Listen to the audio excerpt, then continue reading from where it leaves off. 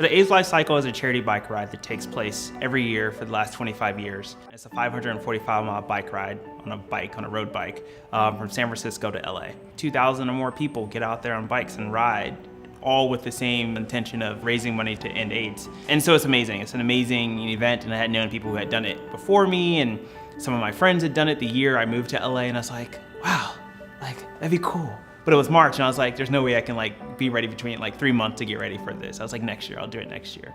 And then an opportunity came to, after that ride had ended, to volunteer with the A's Life Cycle team to do some photography for them.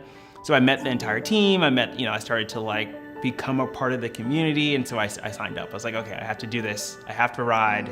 Why wouldn't I do this? What helped me get through the entire 7 days was the people around me. I got a flat tire, and people I never met stopped to help me fix my flat tire. There's people there who are smiling and encouraging, and it's like, all right, and you get back on and you keep riding, and there's people riding with you.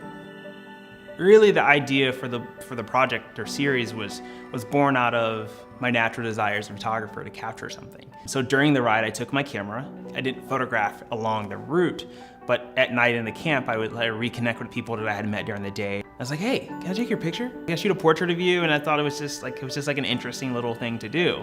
And so I maybe photographed 5 or 6 people during the ride that year that I participated.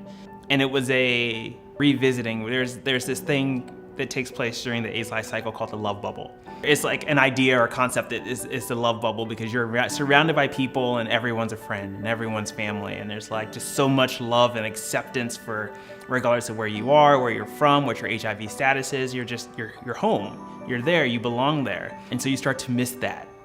A week later, 2 weeks later, a month later, you're like, God, I wish I were back on the ride. I want to be out there with everyone, rubbing shoulders with, the most amazing people you could ever think of. And then someone I met on the ride hired me to do their portraits for their own personal purpose. And I was like, oh, it's like love bubble moment all over again.